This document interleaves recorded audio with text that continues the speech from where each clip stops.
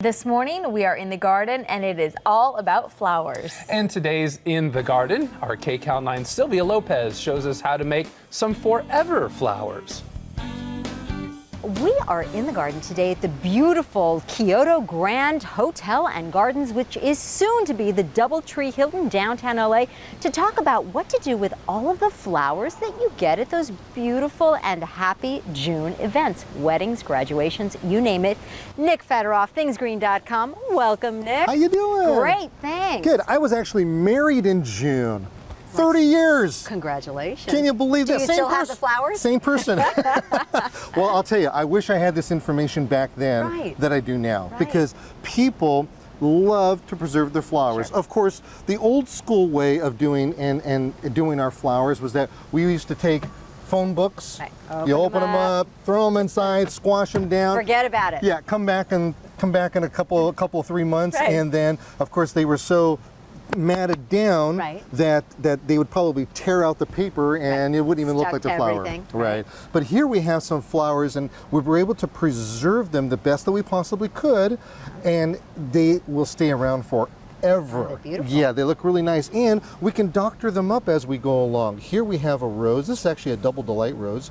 And all you have to do is every so often get yourself some nandina or some fern or something from out of your garden. Greens. Stick it right in over there as a backdrop to it, and look how that just, something so simple, just really changes it. But we have to get it to this point first. Okay, and how do we do that? There's several different ways of doing that.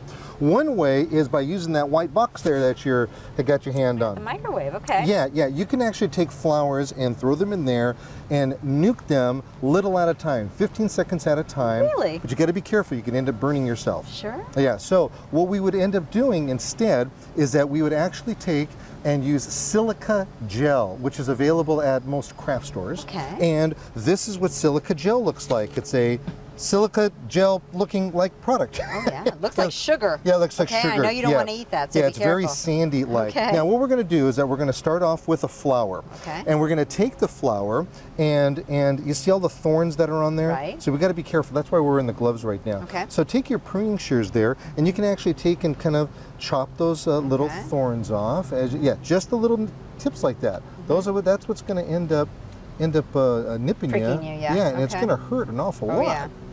Okay. So once you're all done with that, you then take and you actually bring your whole flower and put it right into the sand put the whole thing in there. right there, and then cover it up. Okay. Right. Now, you want to try to get a little bit inside. In the bud, okay. Yeah, in the bud over there, so kind of mix it in. Okay. Cover it up. Cover it up. In fact, we have some more right there. Why don't you take that and just cover it up. There you go. Now this is going to sit in here all the way, completely. Get all the way to the top. Yeah, now what you're going to end up doing is you're just going to wait. Okay. And you're going to wait about a week. Okay. And then once the week is over, or by the way, if you want to speed up again the process as we talked about, you can actually take this and put this in the microwave as well. Really? Yeah, and it'll also help draw out the moisture. That's what we're doing with this, is drawing out the moisture. Okay. And then once everything is said and done, you want to take them, you want to hang them up. Real important to do that. And you can hang them up by just getting these. I mean, what are you going to do with these pant hangers after you use them? You take them, you hang them up like this, and it makes the stems nice and straight. It also forces juices. Now, if you don't want to go the silica sand way, you don't have to. You can also go this way, right here, with different cut flowers or such. Hang them upside down. It takes longer, I'm guessing. It takes much longer. You want to put them in the garage, in a dark area. Could be in a closet. And then, again, the juices go down, and then it just helps preserve them. Now you can just keep checking, or how long is it going to take to get this right here is going to take about 2-3 months for them to get this way. Yeah. And then, if you wanted to actually, again, speed up the process, or look at the color difference. These actually were sprayed, and I'm going to show you what the spray was. It's called Extend a Life. That's bright. Yeah, this was sprayed about 6 weeks ago. Vibrant. Out of cut from, Beautiful. These right here were never sprayed. Okay. Okay, so what you would do is you would take this Extend a Life stuff, and just as you would a regular, here's a rose that was never done, you take and you spray it away like this, saturate it, and once it's all saturated, let it get drippy and all that, and then it'll dry on there.